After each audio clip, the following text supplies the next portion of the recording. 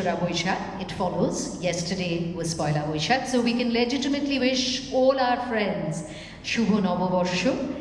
And as in the case of any new beginning, the beginning of a new year, whether in the Gregorian calendar, whether in the Hijri calendar, whatever, it is all about rejuvenation, it is all about resurrection, and this provides us with a very appropriate context for any event featuring 𝗕𝗵𝗵 Roy and his writing, because these programs, be it a book reading, be it a book release, be it talking about his works,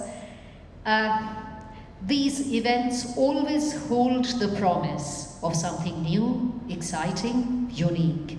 And of course, this evening is not going to be an exception. All of you present here, I'm sure you all know about Sabarna. Some of you know him very closely over the years. And all of us who have known him for either decades or for years, whatever, are amazed by the way he juggles his various personas. We know that he is the Senior Vice President, Business Development of Electrosteel Castings Limited, an author, once again, who has written, who has been writing continuously. I don't know how he manages to be so prolific, given the paucity of time. 8 literary and 3 technical books. The 9th work is in progress, and there's a huge amazing fact related to that, which we are going to reveal later in the course of the evening. He is, of course, a mesmerizing speaker, a TEDx speaker, and not only us who have known him have become completely awed by the many hats that he wears, but he has also been publicly recognized. He has received the Champions of Change Award in 2020, Times Excellence Award 2021, winner in Indian Literature, Golden Glory Award winner for critically acclaimed best-selling author of the year 2021, and he has been awarded the Right Choice Awards for Author of Eminence in 2022, this year. So he has also been selected among the India Today group Icons of India, and presently he is writing a very, very interesting novel. He's not writing it alone. It is a collaboration. We'll be coming to that. And he is perhaps resurrecting a genre which has become lost, the epistolary novel. Of course, in this case, it is not snail mail, but email, which forms the basic texture of the novel. This evening is dedicated to the memory of late Srimati Bashanti Roy, 𝗕𝗵𝗵's mother. 𝗕𝗵𝗵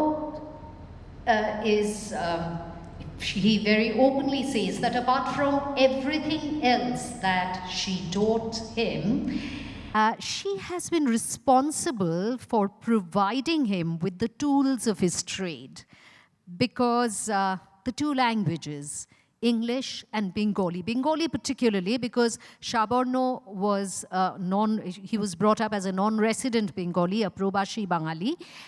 As a result, he did not study in the medium of Bengali. So the entire exposure to Bengali literature, and he has considerable, believe me, is the result of his mother's endeavor, and also English, teaching him the basics of grammar, construction, as I said, the tools of his trade, and also very importantly, method, without which no amount of literary talent can be structured.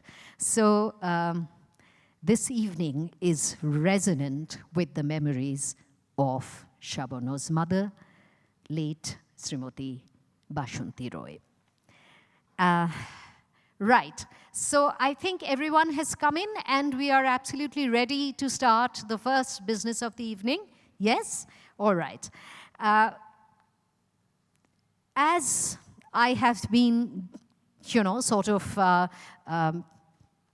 providing you with teasers of what is going to come, this is about the 9th novel that Sabarna is writing, and he's not writing it alone. He's writing it with Ms. Sita Bhaskar. Now, this is once again an extraordinary fact, and I'm sure that in the ensuing conversation between Sabarna, Sita, and I would also be butting in once or twice during the conversation, we are going to talk about the fact that how two people who are separated by thousands of miles, well, separated by many other elements, how they are collaborating and writing this novel. This is a work in progress, so I'm sure talking about it is going to give newer dimensions to how the novel is going to shape up. Let's come to Sita. Sita has come all the way from the United States, and she is very well known for this novella, and it also contains some interlaced short stories, Flirting with Trouble, and also a collection of cross-cultural short stories, Shielding Her Modesty.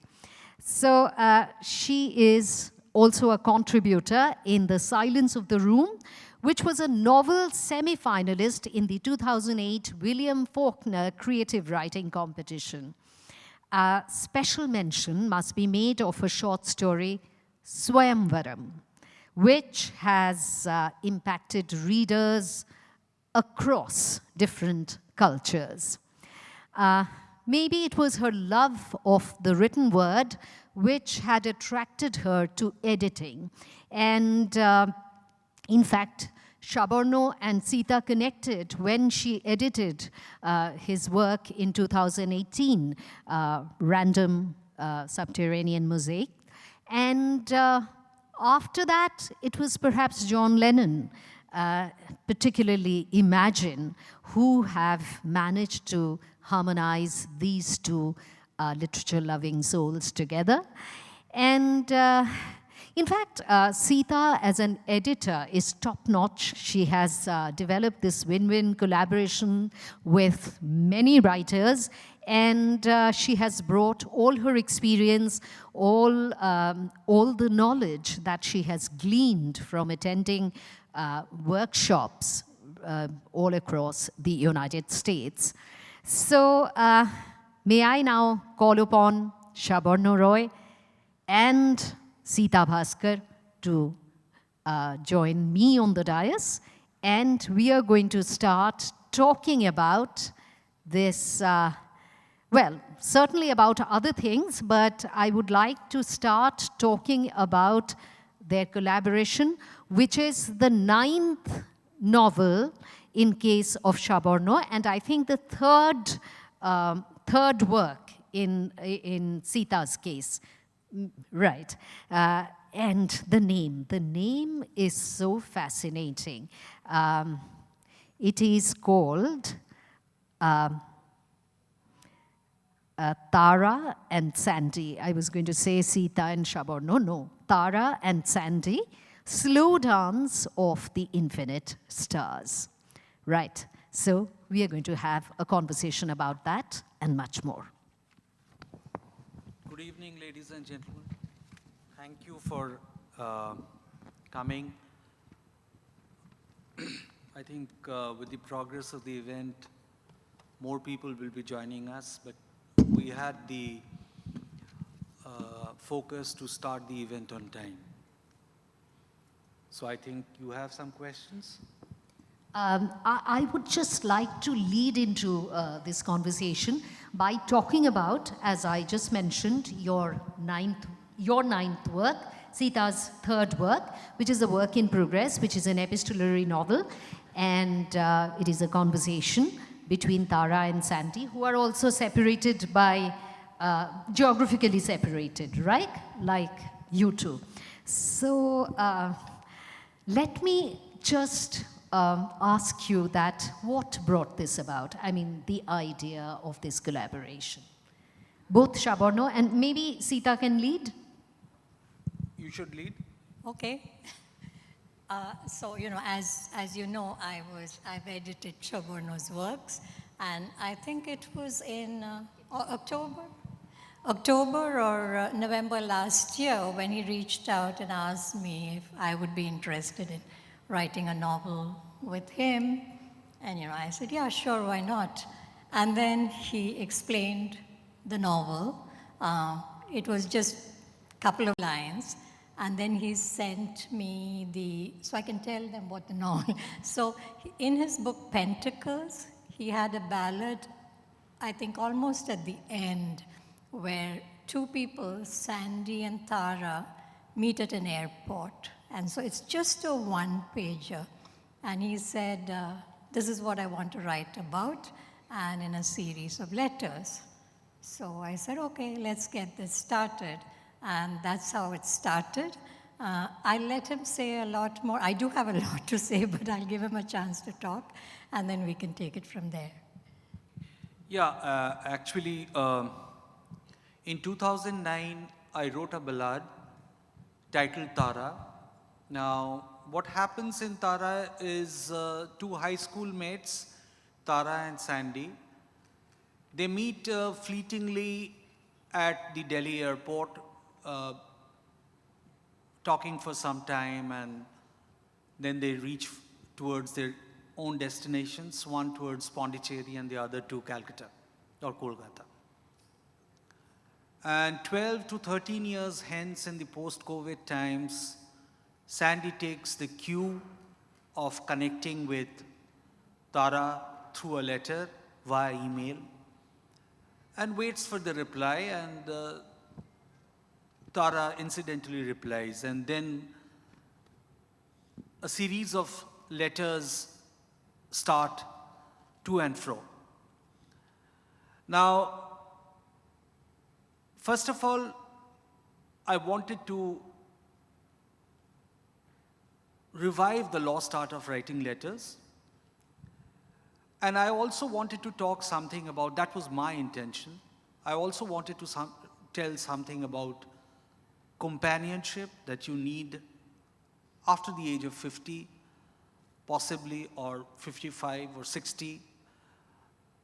A companionship not very platonic, not very sexual, but a very unique companionship where you can bear all your soul to the person you are talking, either through letters or through a conversation. Principally, conversations are important in life. We text too much. We write cryptic messages. So I wanted to revive the art of writing letters, having a conversation, a long, long conversation, and developing a companionship. It's not a very linear novel. A lot of issues are discussed, like in real life. A letter may contain 6 issues, but not the other person, the recipient, responds to all the 6 issues. He or she may respond to 2 issues and involve another 4 issues. So it's a very organic style of writing letters. Almost our work is complete. It's in the final stages. We are planning to come out with the novel in the winter of 22-23, before which we want to plan some book reading sessions. This is all about the novel, but yes, it's a new kind of a novel as far as India is concerned, because in the last 20, 30 years, I've not come across in any vernacular or English an epistolary novel. Thank you. Sita. Yeah, so the way it started was, for me, there's this one-pager, and Sabarna, having written that, would probably have an idea in his mind as to what Tara is about, what he would like this fictitious character to be about, and probably started his first letter with certain expectations. For me, I was coming in cold. I had no idea who Tara is. And so it was lovely for me because I got to create this person the way I wanted to create it. So create her. And so it was like literally giving birth to someone, you know, and molding that person's personality, how she would react in different situations, and which is why, you know, if Sandy's letter had, you know, 5 different topics of conversation, Tara's would probably handle 2 or 3 of those, and then bring in something else, you know. And I think what I enjoyed doing, I'm a fiction writer, so I just created, these were all figments of my imagination, and it was lovely doing that. And what I kept doing, I think, was constantly challenging whatever Sandy was saying, because they had met in the Delhi airport, you know, 12 years ago, and then they were picking up after that. So, you know, the person Tara was 12 years ago versus the person Tara is now, kept going back and forth and challenging. And I kind of found that fun because I didn't have to think ahead of what I'm going to write in the next letter. It was just, when the letter came, it's like, oh, goody, you know, there's a letter here. There's an email here. Let me see what it has to say. And then picking up from there and moving on. You know, so that, I really liked that process. So it was Sandy who was leading. Maybe he had written the first letter. And as you said, that maybe there were 5 or 6 issues which were not addressed by Tara. She withdrew from some of them, but then introduced her own thoughts. And that is how this not-so-linear tale progresses. Yes, it does. And I'm a fairly organized writer, so with every letter I would ask Sabarna, is this the way you wanted to go? Do you think you wanted to go in another direction? Because here's this person just taking off at, you know, in a different direction. And Sabarna, being Sabarna, said, you know, it's organic, do what you want, and then see what the next letter brings. So for me, that was fun. It was a fun exercise, and I am still enjoying it.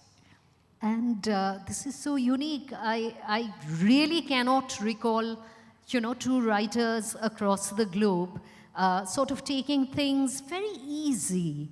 You know, as he says, that it progresses very organically. Without an agenda in mind, that this is how it has to begin or this is how it has to end? Or do you have any kind of an end in sight? No, we have to see where it goes. So, yeah, please. Go on.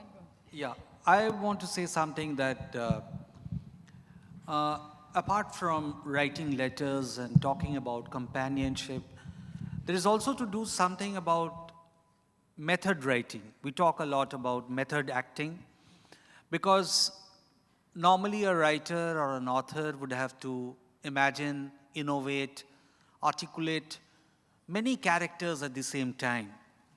Whereas this time I had to put myself in the shoes of Sandy and look at the world through Sandy's eyes. And I think Sita had to look at the world, at the universe through Tara's eyes. To start with, it was difficult because we were, although the ballad, original ballad was written by me, But when I started writing, I found that, like, I'll give you a small example here. In the ballad, Sandy was a bureaucrat, but also you must understand, I being a political person and Sita is also a very political person, a lot of politics came into the letters.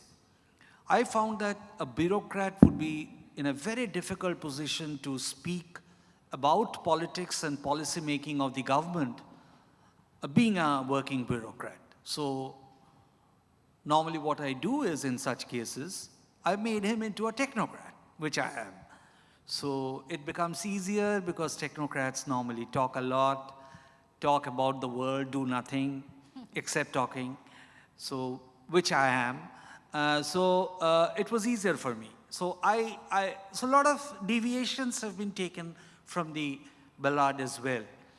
But yes, mostly we work around the ballad, and possibly we could end up with something within Pentacles. Let's see. Yes. No, I was just wondering that, 𝗃𝗵𝗃 is particularly in his writing during the pandemic, he has talked about this strange disease in town where people are losing their shadows. He's very concerned with shadows and how the shadow confirms one's self. So maybe that particular aspect, 𝗃𝗵𝗃 as a writer has certain very certain areas of interest, concerns which are very close to him. And I'm sure that are manifest in the letters of Sandy. So does the shadow play a role here in the novel? Or maybe I'm asking you to reveal too much.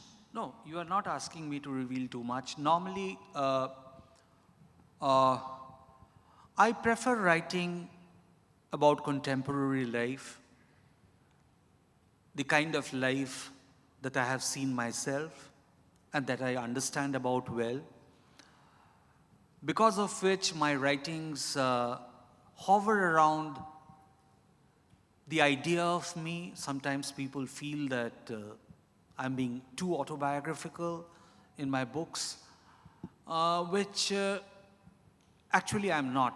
But I am actually picking up characters whom I have seen very closely or whom I have experienced very closely.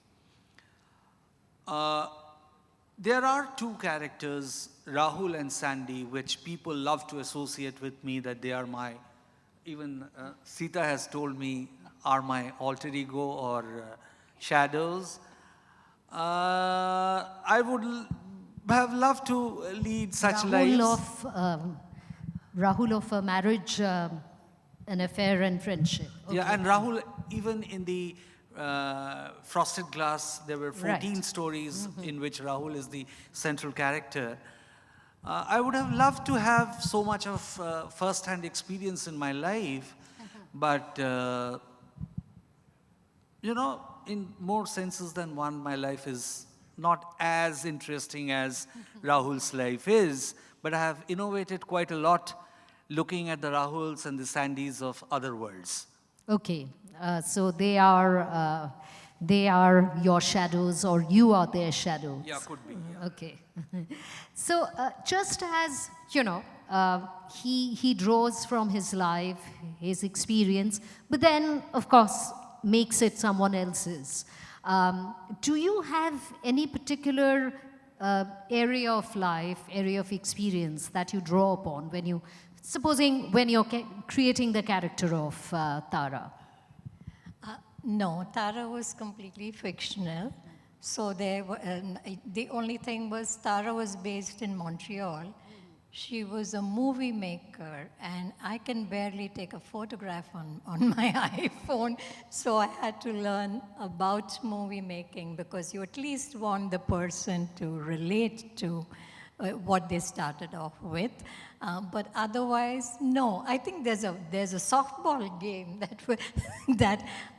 and my experiences have been in the US, so it was like, oh, I wish she lived in the US. I could just write so much about her. But I think there's a softball game that actually did happen. But besides that, I'm a fiction writer. I just make up stories from the air. That's it. Right. So, any other challenges that you faced writing this particular novel? I think 𝗕𝗵𝗃 faced a lot of more challenges than you. Because he wrote something and Tara would challenge with something else, and then he'd have to go back. So you have to say. It was smooth sailing for me. I wrote whatever. No, I think as far as the character of Sandy was concerned and Sandy's world was concerned, before starting to write the letters, I was clear about how to chart the path. But at the same time, the process was organic, because it's not as if that we had a Zoom conference and we said that in letter 1 I would write like this and letter 2 you write like this. No, not at all. It happened like we wanted to do method writing in the sense that we wanted the process to be very, very organic. That is exactly the character of Sandy is writing a letter to character of Tara, and just wait how Tara reacts or responds.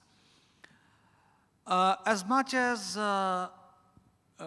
in the case of Sita, as she says, and self-admittedly, that it was completely fictional, certain timelines in Sandy's character were autobiographical. But apart from that, it is fictional, completely fictional in nature. Right. So we all know that John Lennon was the catalyst who brought you together. So can we have the background on that? Oh yeah, sure.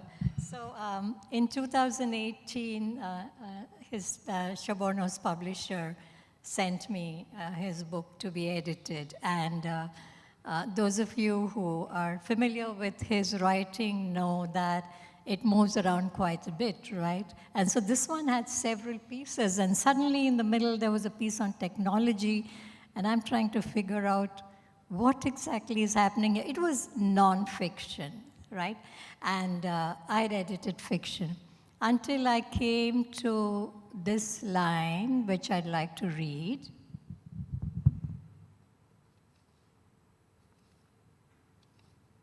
Give me a minute here.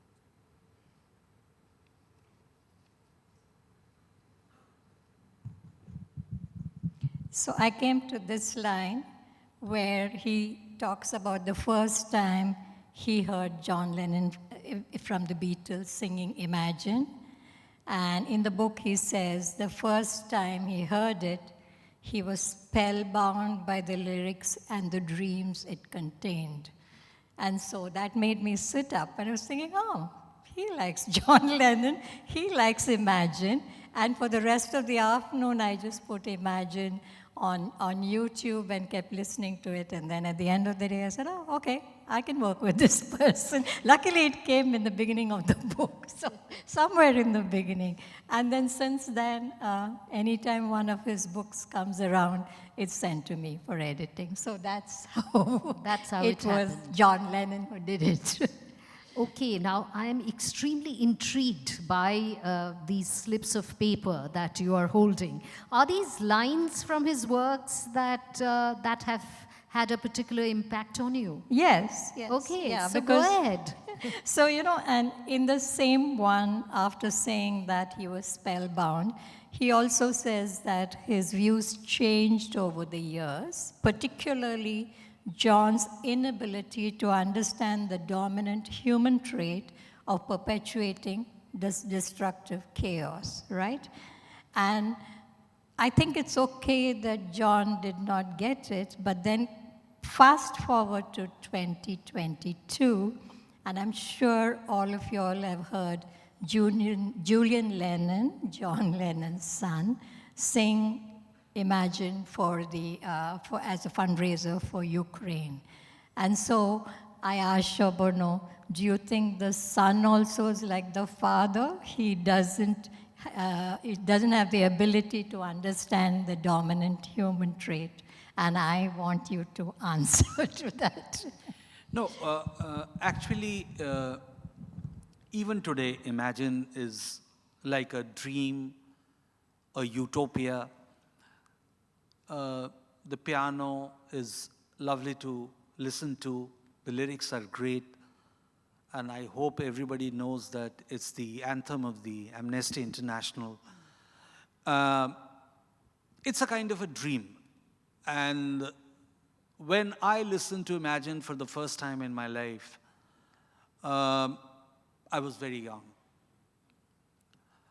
And I bought the record of Imagine, the original album of Imagine from second-hand record on the 𝗵𝗵𝗃𝗃𝗃 Road at 10 rupees, I still remember.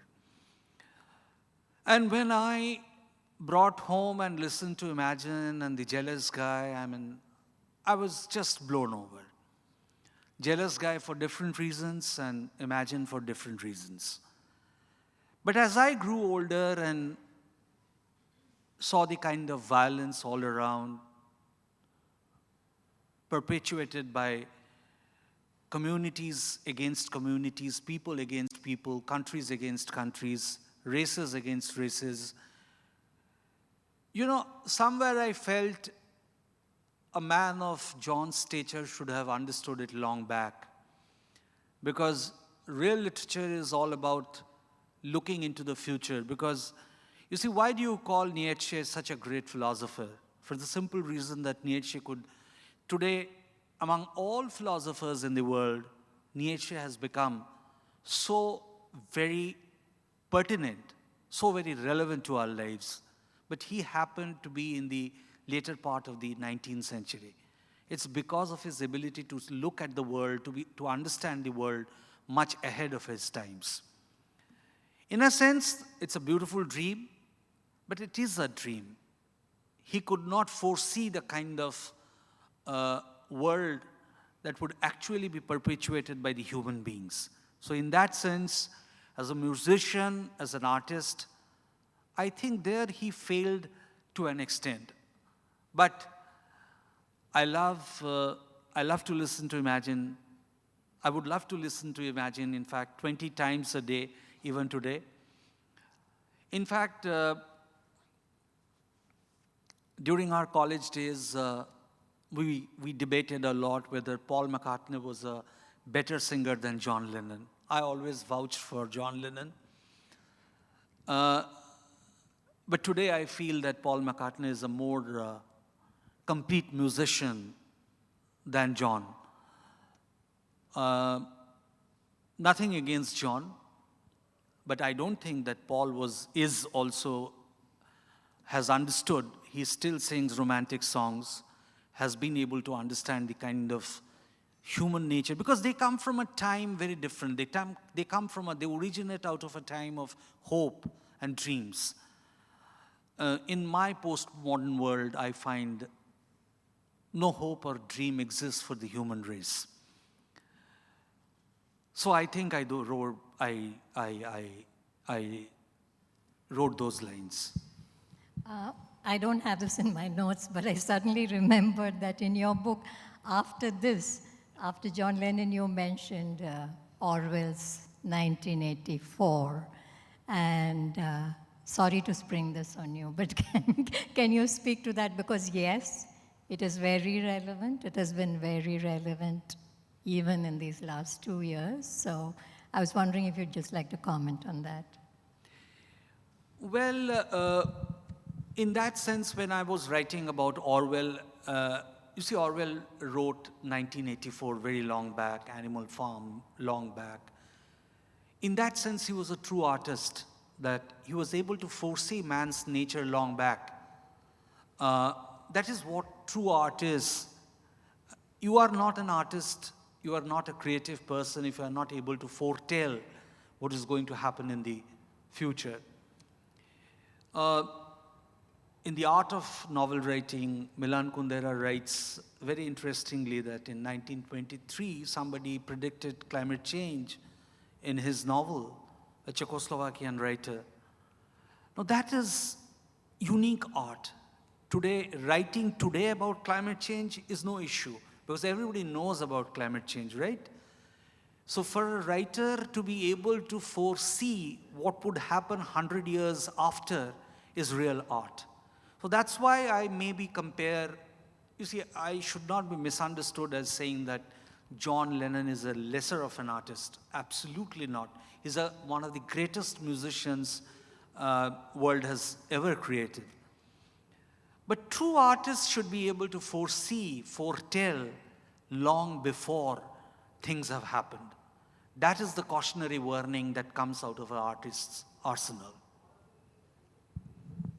So in that sense, you're talking of clairvoyance. I'm going to read, a piece from one of your works. While the world is watching Ukraine, I was reminded of one of the pieces where Sabarna writes, "We have reached a level of global development where everybody has turned out to be a desolate migrant. Where is home? What is home? Whether home is only an idea, an imagination of man." And I think my question to you is, when you were writing this is a piece that will actually travel in time, You can place this in any year. And so you place it in 2020 and 2021 during the pandemic, it rings true. You place it in 2022, it rings true. So there's a bit of clairvoyance that you're expecting, or you have, and you're expecting out of artists, right?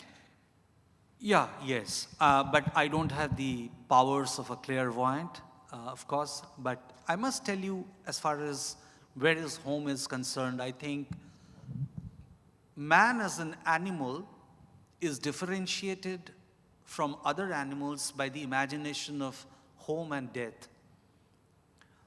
Now, we have an imagination of home. Bees have home, but they do not have imagination of home. Now, bees are trampled, they are shot down, yet they travel the same path.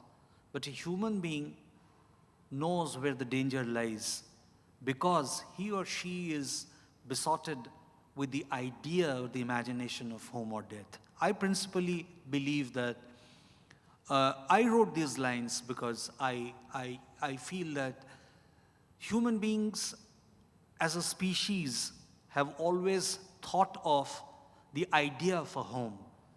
And all our civilizational progress have been made towards the idea of a home. That's another matter, that we have erred from the idea of home because of our ability to accumulate more than that what we require. And that's where the aberrant human being lies. But I believe that these two imaginations principally differentiate man as an animal from other animals. I think in one of your writings, this reminded me of home, right? Sabarna says, "Remember that stone mansion we built year after year, getting awed by our craft of using space, trees, and stones.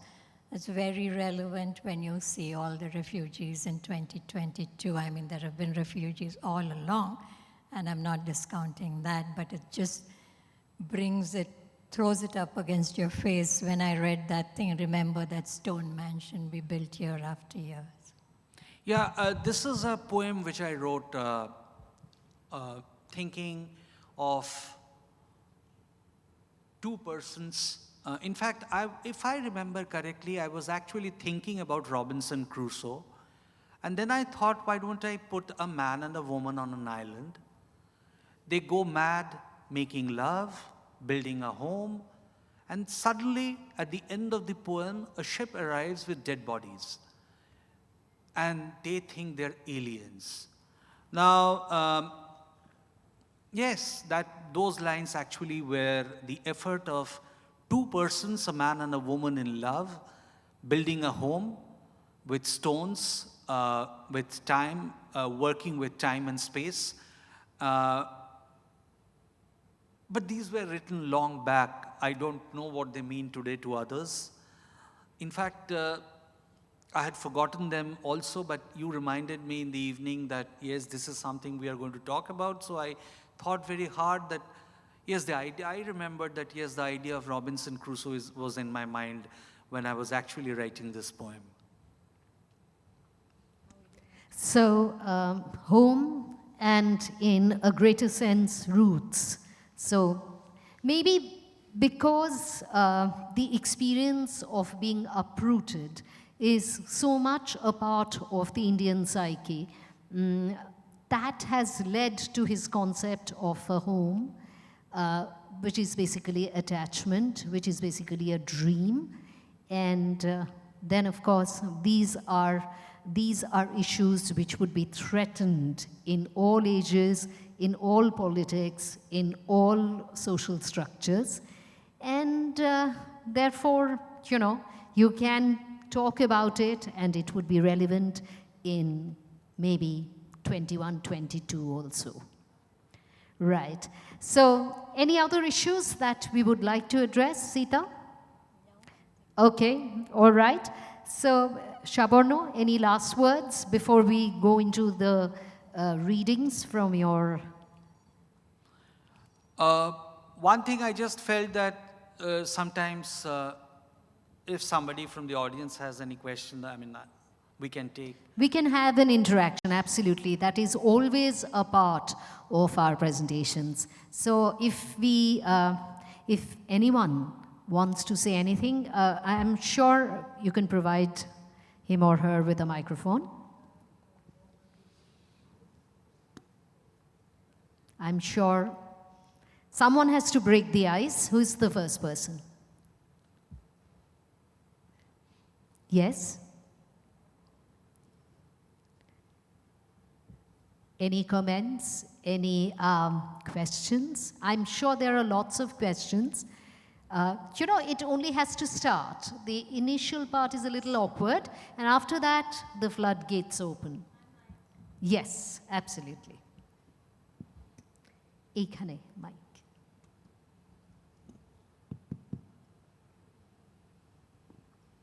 Yeah, so the initial odd move I'm making, and it is really going to be odd only.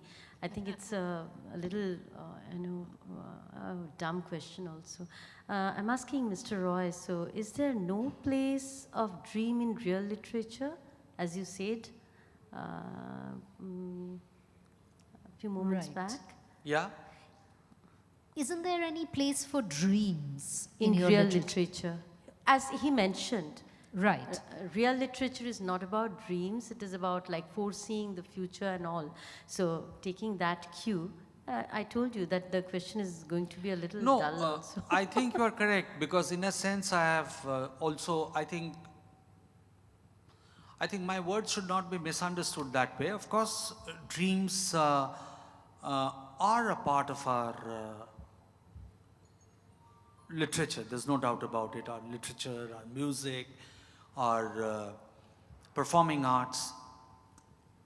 But what I have a reservation to is romantic dreams. When people dream romantically around an idea that moves away from timeless literature or timeless art.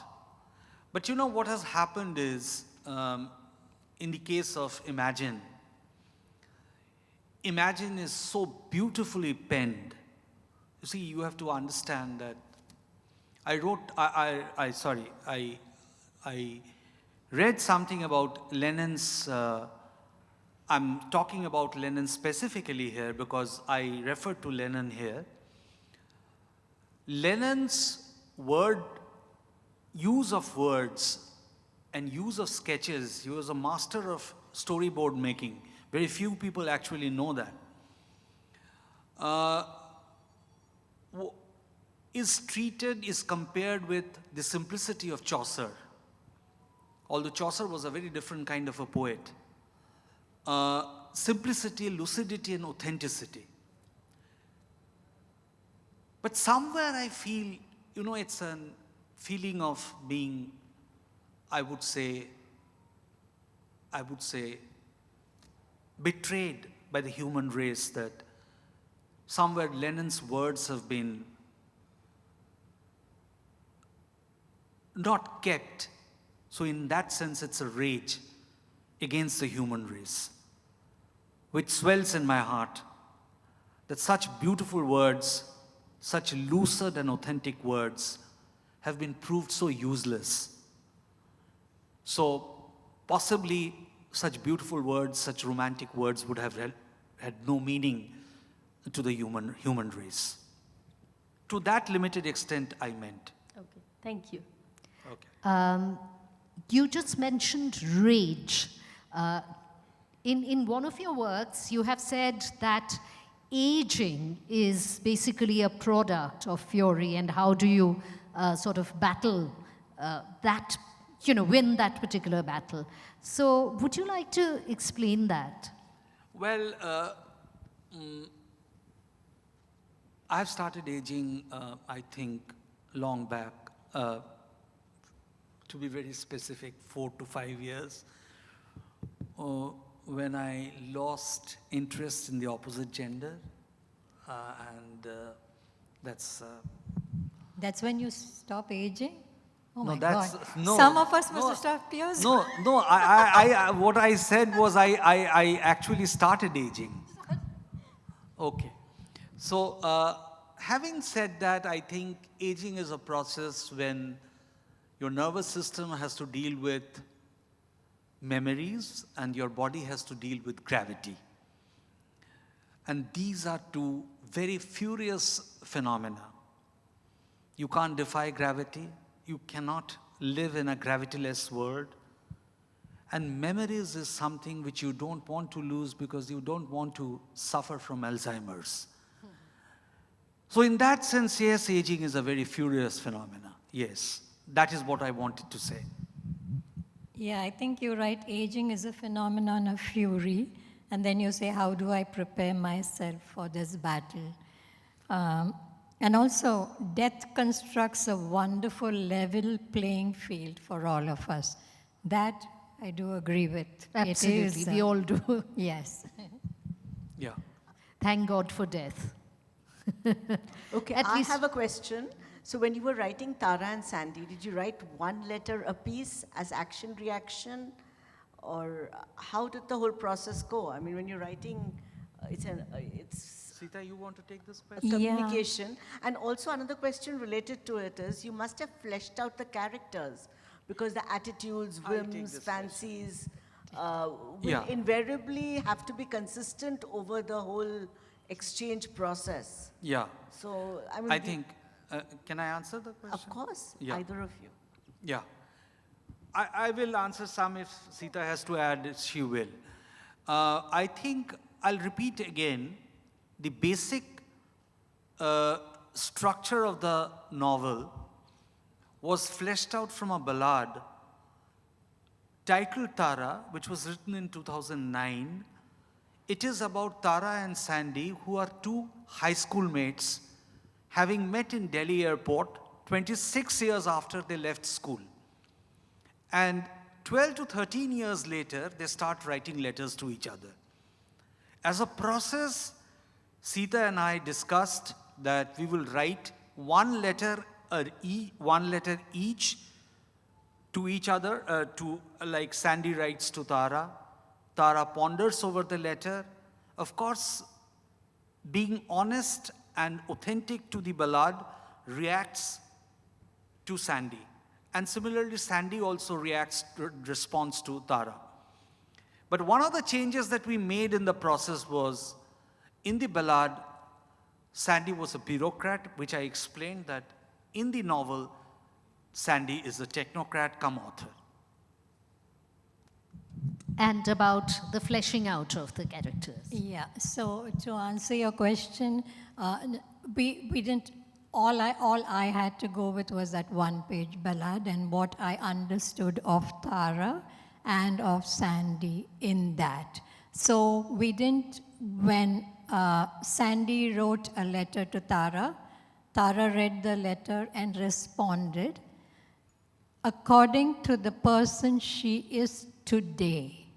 Because they met 12 years ago, they had been schoolmates, Sandy had a crush, you know, but she is responding to Sandy as the person she is today. So there wasn't any pre-planning going on. Sometimes Sandy got a little enthusiastic and wrote 2 letters in a row, you know, but besides that, we did follow the back and forth. Sandy writes and then Tara writes, and it goes back and forth. Thank you.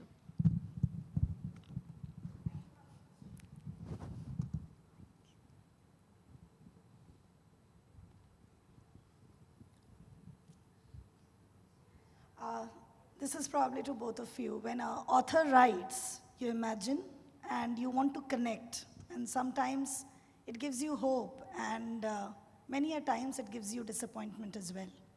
When you were interacting, when Tara and Sandy were together, how was it? I mean, how did you manage the level of disappointments, the enthusiasms? Because we are talking about connecting both the characters, human relation, and anticipating and expecting. So how did you manage that in your literature?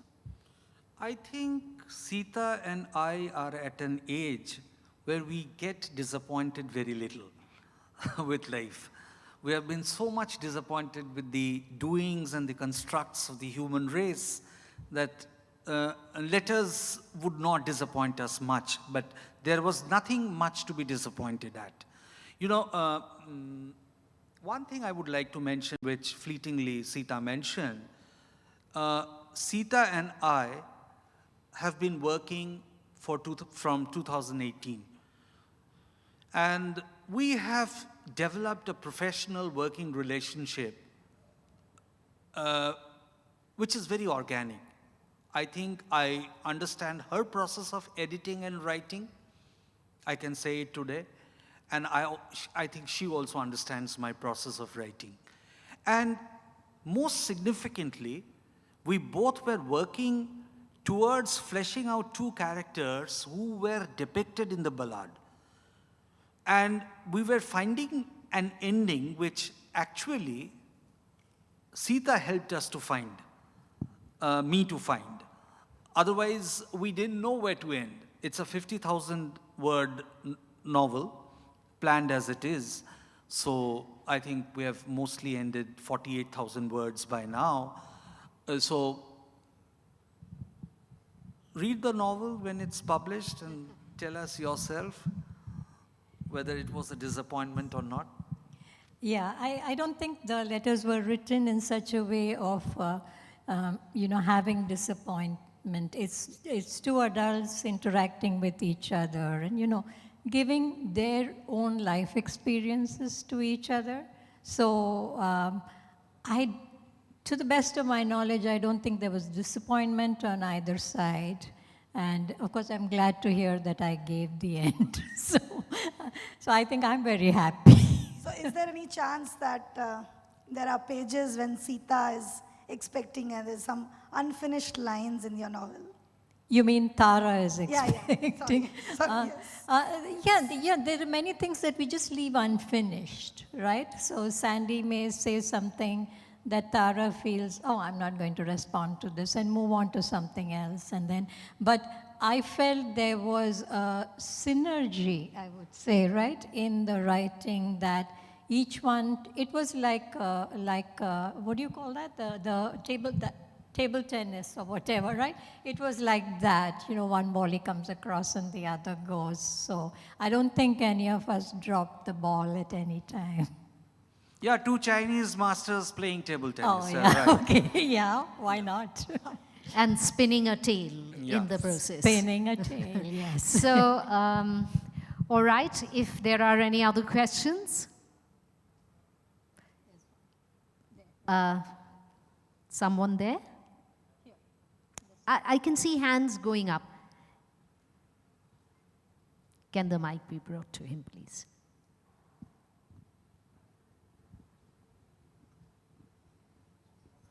Hi, thank you. So I've got 2 questions, one for Mr. Roy and one for Ms. Sita.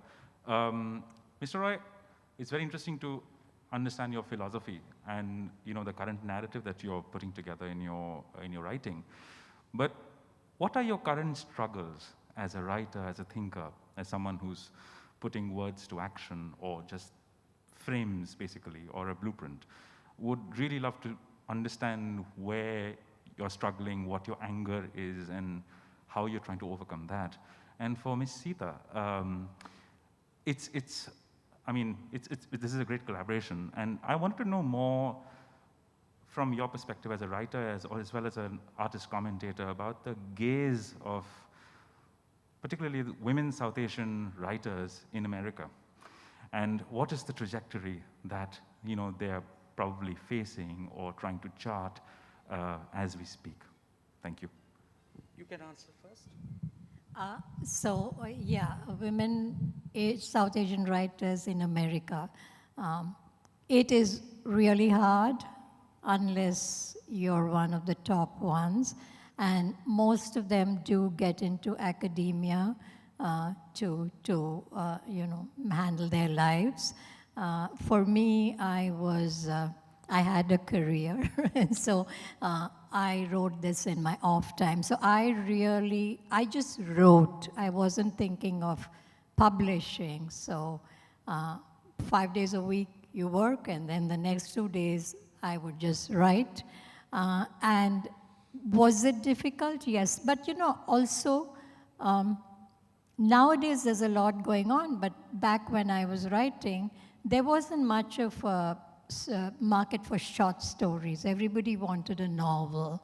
And so, they would pick one story out of my collection and say, can you make this a novel? And I would think, well, if there was a novel in it, I would have made it a novel, but this is a short story. So the trajectory, you really have to love writing to keep at it. It's not going to pay the bills. You need a job to pay the bills, so I'm being as frank as I possibly can. So you do it for the love of writing. Does that answer your question? Yeah, you wanted to understand my own personal struggles in the current times? No, as a writer. Yeah, as a writer, I think one of the struggles is also this, that I think what to write about, because mostly everything is available on the internet. To be able to engage the audience through a creative process, I think that's a big challenge, I think, each and every day.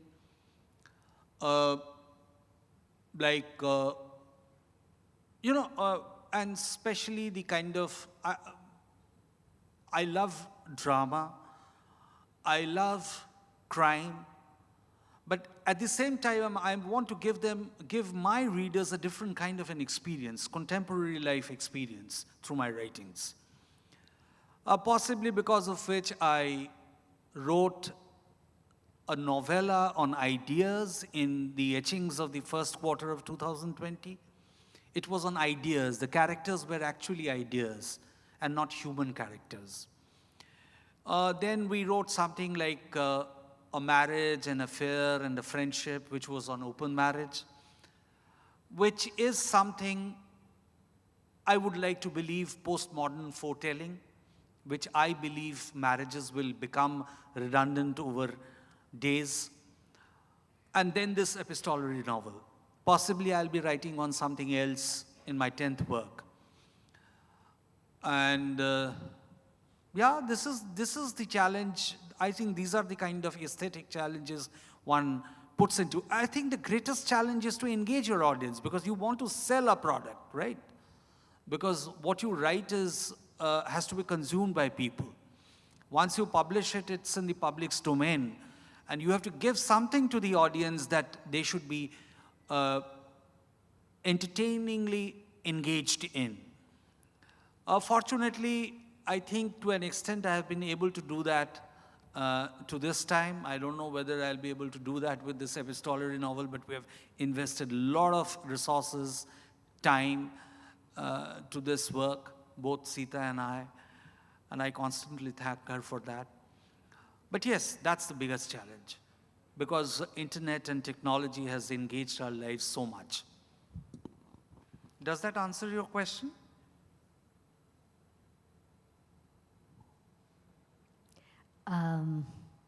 All right.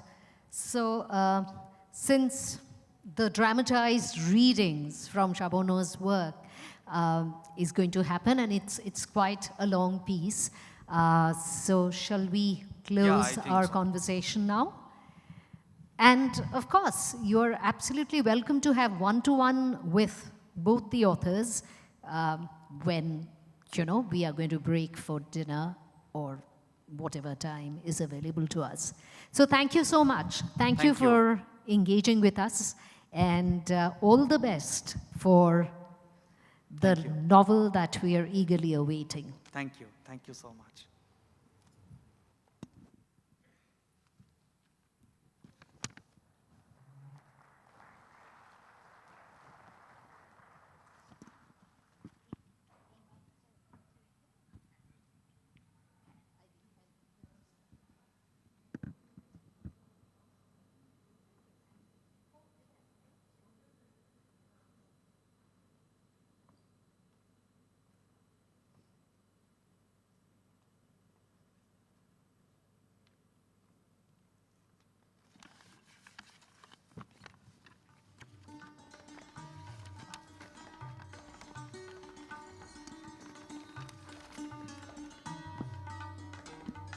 Right.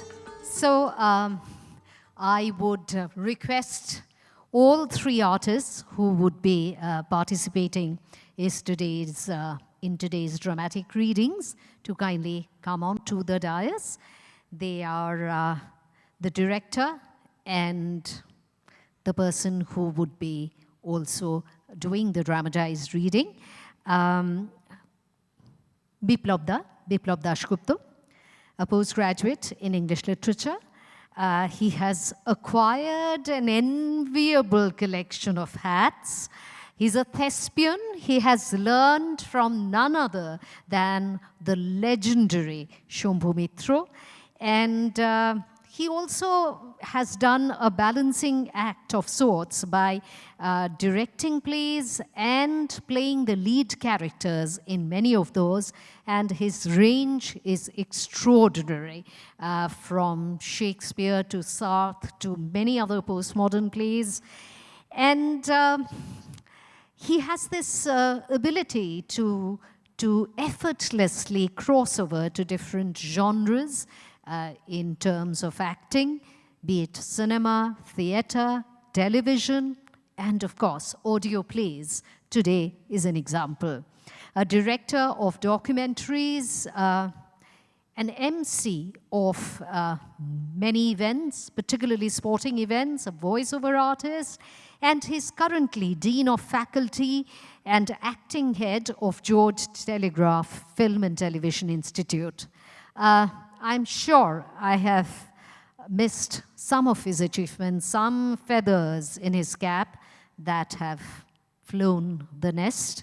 So, well, everyone knows 𝗵𝗶 𝗃𝗃, and there's hardly anything new that I can add to their knowledge, right? So, can we have a big round of applause for 𝗵𝗶? Keshav Roy, a consummate stage actor, having acted in more than 30 productions, mostly in lead roles. He has acted with some of the best talents, best known people, from Nasiruddin Shah to Benjamin Gilani, many others, and of course, extraordinary directors like Aparna Sen. I must specially mention his solo theatrical performance, which has gleaned scenes and lines from 17 works of Shakespeare. Keshav is absolutely obsessed with Shakespeare, and his recent production is a tour de force. And then, of course, I would call upon Biplab Ganguly. So many 𝗵𝗶s here, and Keshav, of course, is the calming influence.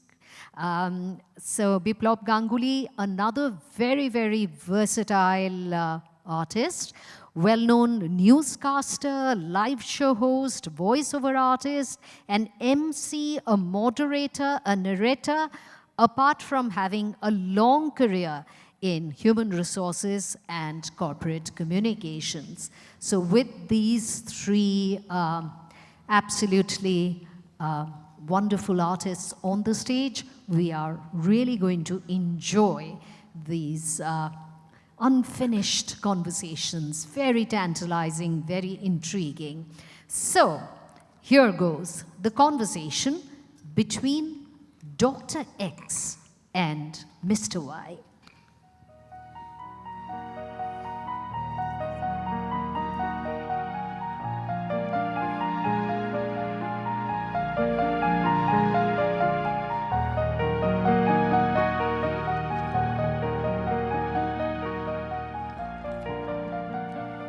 You know, I met Dr. X under very strange circumstances in a cafe. I was there to eat my dinner, and so I decided on one near my house, somewhere in the northern suburbs of the city. It was a cold, clear, and moonlit night, and I'd certainly worked up an appetite. But to my utter amazement, I realized I'd seemed to have dropped my wallet somewhere along the way. And you know, funnily, I discovered this after having finished all that I'd ordered. Lemon coriander soup, American chop suey, garlic chicken, don't forget darsan. I was sumptuously full and startled by the discovery of an empty pocket.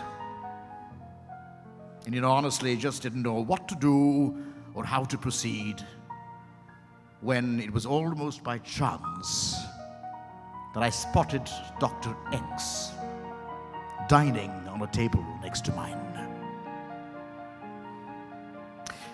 At first, you know, it seemed he was smiling at me. Perhaps he was amused at my quizzical actions, possibly having discovered my position that evening as a penniless man. However, a few moments later, he actually looked at me intently and asked me if I wanted something. You know, embarrassed, I explained to him the situation I was in. And to my further embarrassment, he asked for my bill, paid it in cash, almost instantaneously, along with a tip. And while I was relieved from a possible major chaos with the restaurant manager, I was also most certainly at a loss. Now tell me, how do you react to a man in a situation like this, where he just saved you from disgrace, helping you, as a matter of fact, restore your dignity?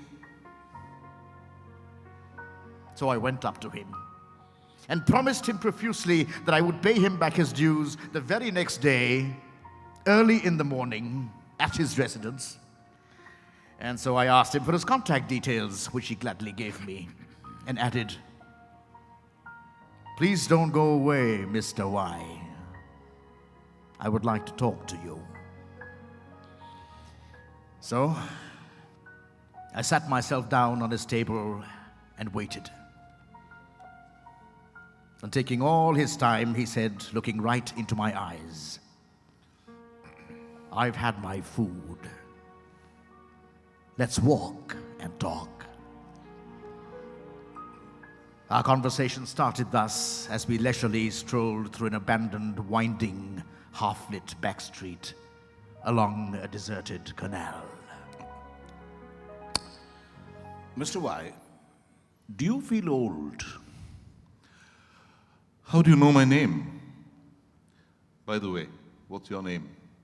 I know your name through one of your friends who's a chess teacher in the Evergreen Chess Club. He's known to me from my school days.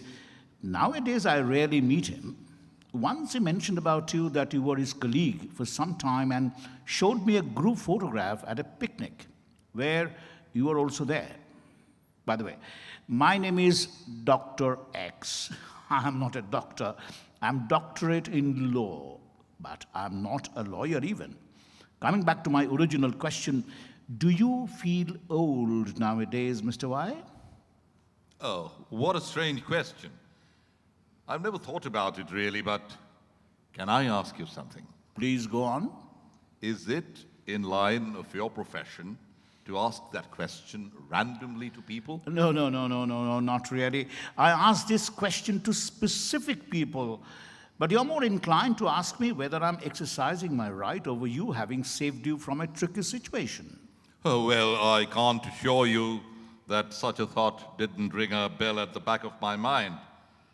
But I don't really mind having a talk with you, Dr. X, because when I returned home, I have nothing much to do, excepting a few practical household chores, and then gradually doze off to sleep.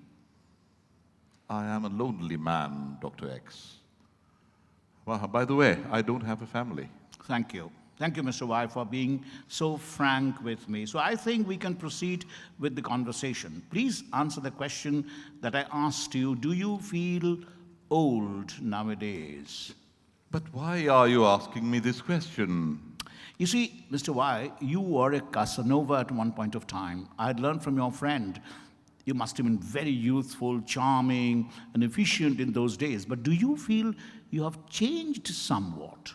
But what makes you feel that? Am I no longer youthful, charming, efficient? Do I look old? Well, you do definitely look older than what I had seen in the photograph. But that's not the point, Mr. Y. The point is, what do you feel? Most of the times, there is a great disconnect between what we look and what we feel. You must be knowing about that. What else do you know about me? It is not as if I know much, but I know something like your love of poetry. Well, there was a time.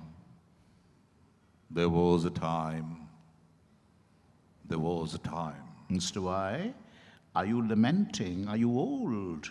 Are you finishing? Are you on the verge of extinction? There is a time and place for everything, Dr. X. You should know that man loses his strength over a period of time. There's a time when he feels he has led a wasted life.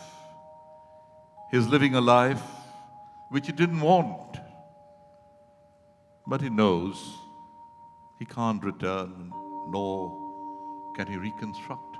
Well, what did you want to be? Well, I don't know. What are you now? I don't know either. But you know there is a mismatch. Yes, there's a great mismatch.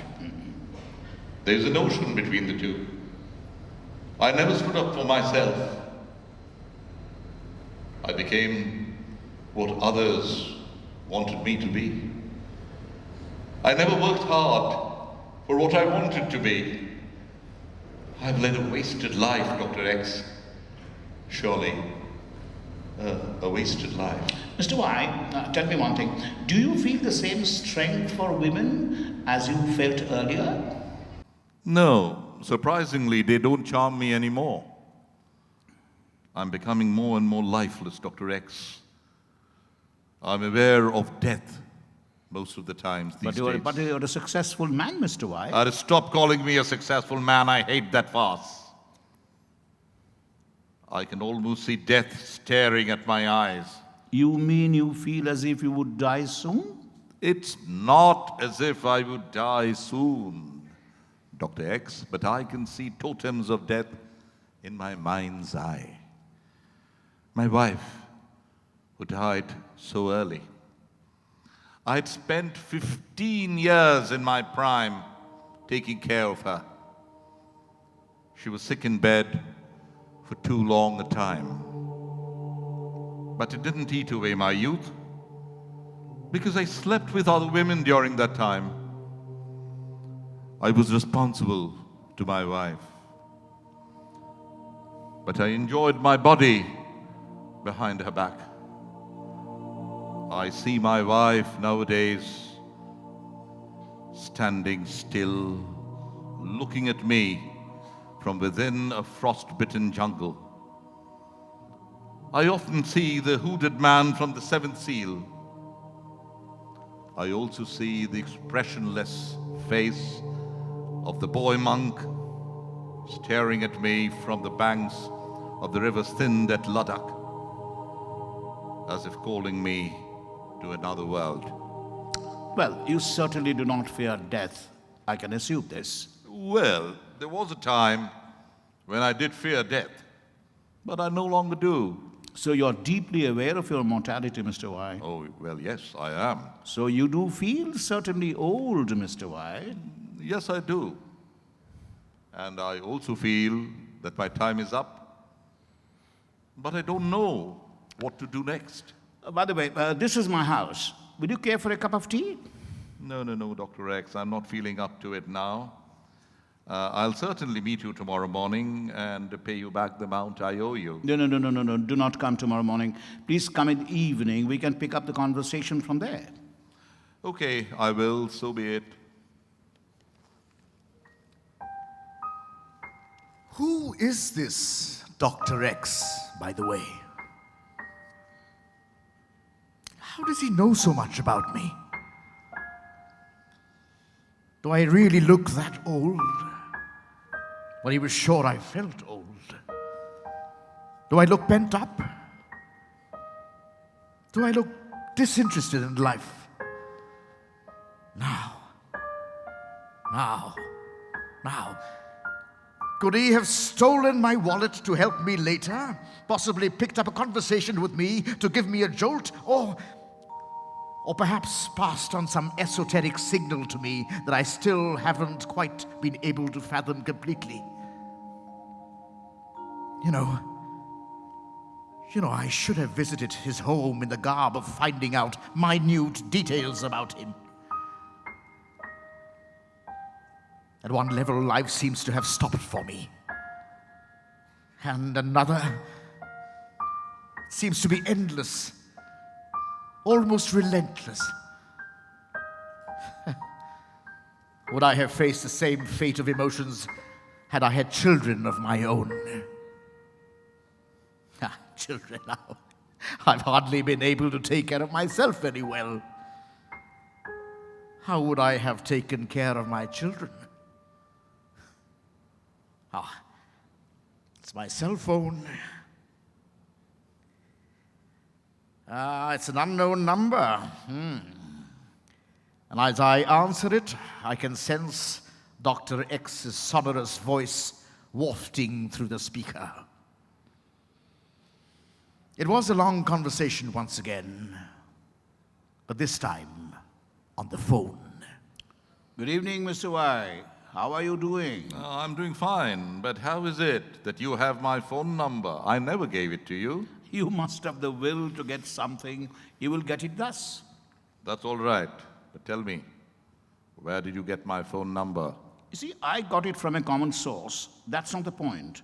My apologies for not being at home when you visited my place to pay back my money. I was busy with some other assignments. Yes, certainly. I have been visiting your house regularly for the last 7 days, but to no avail. I also worried whether you had actually shown me the correct house. So when should I come back to return your money? Please understand that's important to me. I do not wish to carry on with a debt unnecessarily. Mr. Y, you are a man of fine character. I'll let you know the time in due course when I'll be at home to receive you. I have a few queries to make about you. Do you mind? Well, that depends on your nature of questioning. Should I go ahead with my questions? Okay, please do. Why did you stop writing poetry at such an early age? You know, Dr. X, I had to take care of my wife. Even Eliot took care of his wife, yet he wrote such brilliant poems. Well, Dr. X, I am a brilliant and highly innovative insurance agent. That Eliot was a mere bank clerk. How good he was at his job, I'm not so sure. Is it good enough to tell me that your muse dried up just because you are taking care of your wife? The reality shows something else. Please carry on. Well, as I got gradually involved with my wife, I got disconnected from life, completely disconnected from my life. Apart from the sordid world of nursing an ill body, I knew nothing. I sweated day and night. I worried day and night about an ill body. Mr. Y, you attempted to kill her once. No, not at all. Of course you did. You attempted to kill her once by suffocating her under a bunch of pillows on her bed. You suffocated her so badly that she was in hospital for the next 3 days. You have distorted the truth, Dr. X. The truth is, she attempted to kill herself by strangulation, but she failed in physical strength. But you wanted to see her dead. Are you interrogating me? What right do you have to interrogate me? Mr. Y, be prudent enough. You feel good when you talk to me. Don't disconnect the line out of feigned disgust. I am not disconnecting the line. You must understand, Dr. X, taking care of an ill woman in her youth is a dirty business. It takes away your innocence. It makes you an implicit criminal.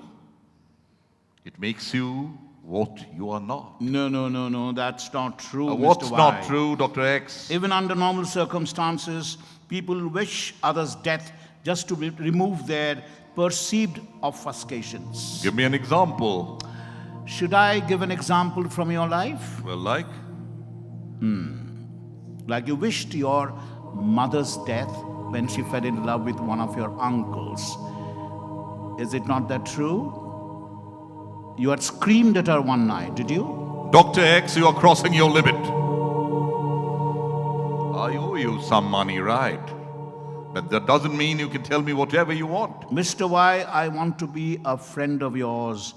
Do accept my invitation for dinner tomorrow night at my place. Please reach by 7 p.m. Wear your most comfortable attire. There is no dress code at my place. And please bring the money with you that you owe me. Believe me, I'll offer you the most delicious multi-cuisine buffet you have eaten in a long time. Well, Dr. X, I'll not disappoint you. I'll certainly come. I do accept your invitation. Thank you, mister. You know, I was offered so many wonderful things to eat at Dr. X's dinner, half of whose names I really wouldn't be able to tell you. And I was actually confused as what to eat and what not to. And of course, Dr. X guided me well in choosing the right dishes and in the appropriate quantities. Oh, there were an umpteen number of things for dessert as well. But there was one, a favorite of mine, mango 𝗬𝗵𝗂. Mango 𝗬𝗵𝗂. So, between mango 𝗬𝗵𝗂 and a cup of invigorating Darjeeling tea, Dr. X and I had yet another conversation. Mr. Y, there is an emptiness in your life. There is an emptiness in my life, Dr. X. But whose life is devoid of emptiness? But you have a specific emptiness. Like? Like you have a specific longing for a person, a woman, a very deep longing. Dr. X, you are wrong. I'm alone. I wish to remain alone. I long for nobody. Don't you miss children in your life? No, not at all. Never. I never wished to be a parent. Responsibilities of parenthood have always burdened me. Don't you ever miss normal family life? What is normal for you may be abnormal for me. Somebody had clung to me for 15 years without a day of respite. But today I'm enjoying my freedom. Then why do you then dream of 𝗃𝗃? Will you intrude in my dreams as well? The question is not that, Mr. Y. Oh, then what's the question? The question is whether you dream of 𝗃𝗃 or not, and if you do, why you do so. Why are you asking me this question? Dr. X, will you rob me of my privacy? If my privacy is gone, I will be living in an animal farm. Try to understand, Mr. Y. I want to understand your life. I'm your counsel. I want to protect you. Well, I don't think I need protection from anybody. You might. You don't know that as yet. Life is cruel outside this comfortable castle. I've enjoyed the bodies and souls of many a woman in my life. Dr. X, why do you ask of only one? Because you dream of her? Because you dream of she and you walking down a mysterious valley which ends with a beautiful lighted cottage at its edge. Have you fully penetrated into my mind? No, not quite. But your eyes are very expressive. Some of your dreams are still reflected on your irises. Now tell me something about Paramita. How was she different from the others? She was not too beautiful as far as I can remember. Well, Dr. X, when you have enjoyed many beautiful bodies, what you deeply long for is the beautiful soul. Somebody with whom, say, you can even rob a bank. The problematic question is that of a combination of a beautiful body with a beautiful soul. The soul is deeply embedded in the depths of our bodies. You can't see it. You can't feel it permanently.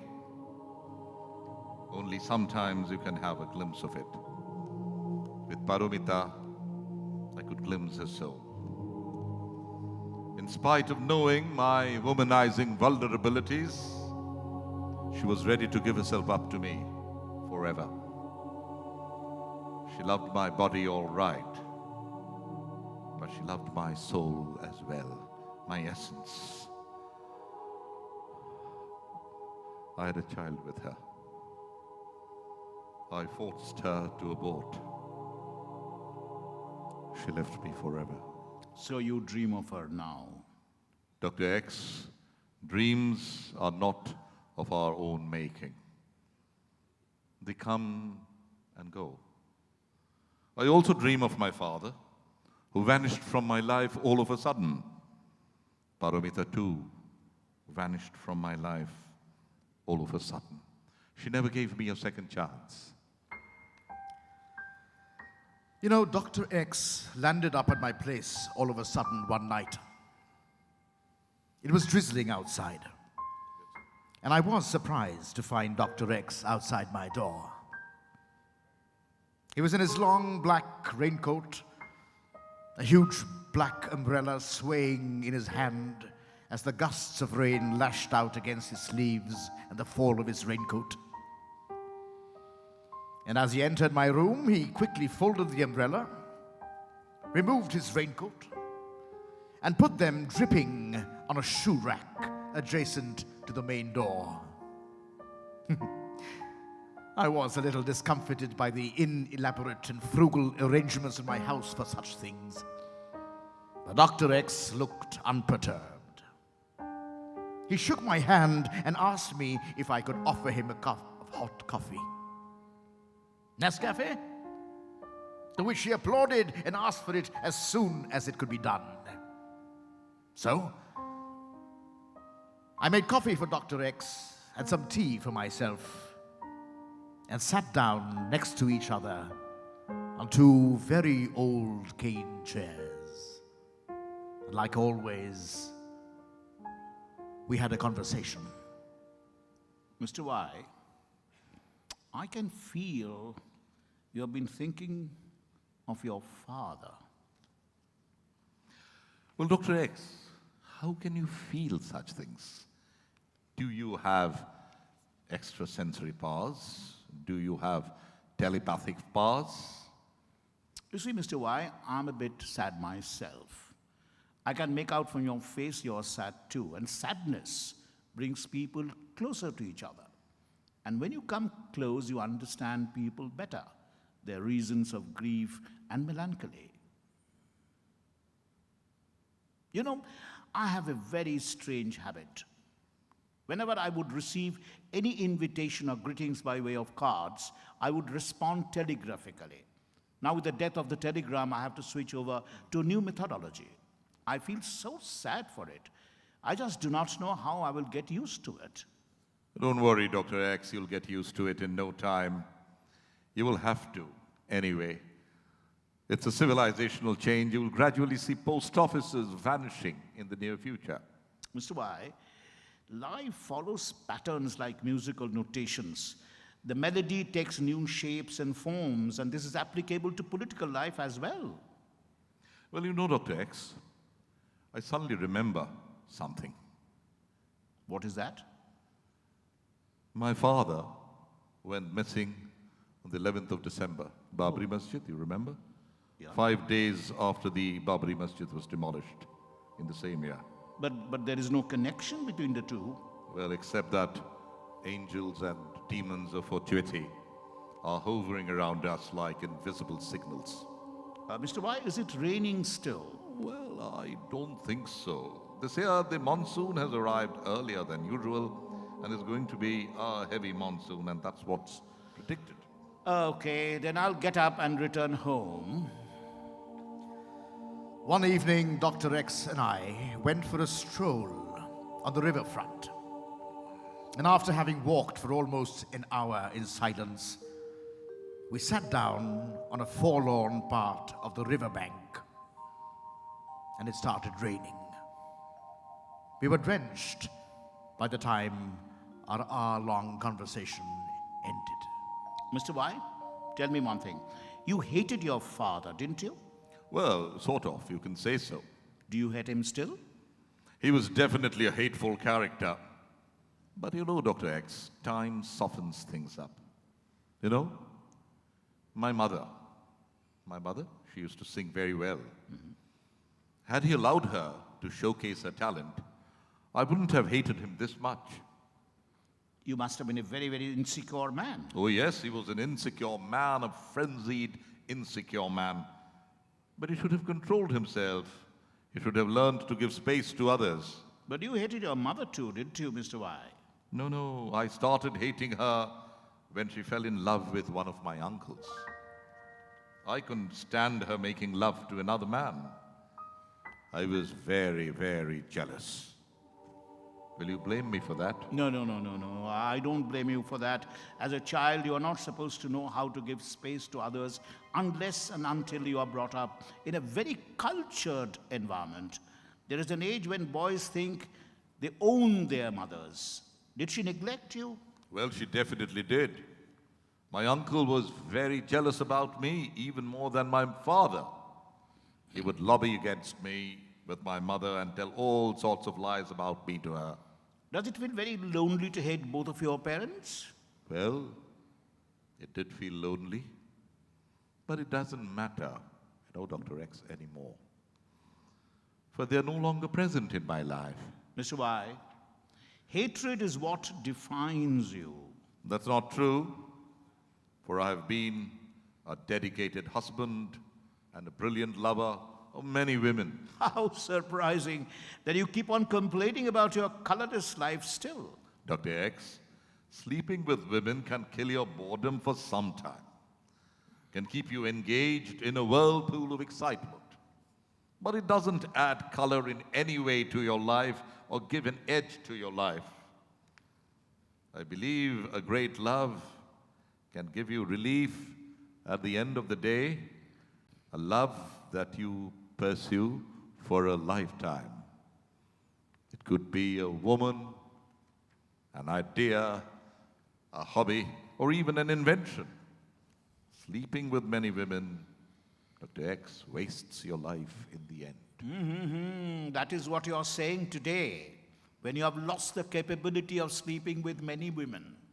Had you been able to declare this earlier, I would have accepted your words to be true to your heart and not borne out the miseries of a lost out serial womanizer. Dr. X, you're very right, but you must know my understanding is not only because I'm a failed man, but I feel failed, lost and wasted because of my understanding of life. It's a two-way process, you know. Do you miss something intensely in your life, Mr. Y? Well, Dr. X, I think I should have played football. I believe I would have been a very good footballer. My father never allowed me to play the beautiful game. How I missed running with the football on a rain-soaked field. I wanted to be a leader on the field, Dr. X. I wanted to be a midfielder. But I thought you wanted to be a striker. No, never. I wanted to be a midfielder. You know why? The midfielder is the king on the ground. He dictates the game. Who is your most favorite midfielder? Oh, well, there were many. There was a time when I loved Platini. Then there was this Ronaldinho, Zidane. And of course, I like this boy. I love Iniesta, you know? Iniesta. Mr. Y, what caused the death of your mother? She died while she was bathing. She fell down in the bathroom and hurt herself very badly. She was singing a song. Do you remember the song she was singing? Well, I don't remember exactly. Possibly a Ravindra Sangeet. Was it Phule Phule Dhole Dhole? Well, no, I don't remember specifically. Your mother died after your father went missing, isn't it? Yes. How many years after? 6 years. No. Wait a bit. 7 really. Did it ever occur to you that she missed your father? No, on the contrary, I think she felt relieved. But the intensity of her love for her lover also seemed to have taken a hit. Poor uncle of mine. She even slapped him once near about the time of her death, when she had become too touchy about anything going out of hand. Why did she slap him?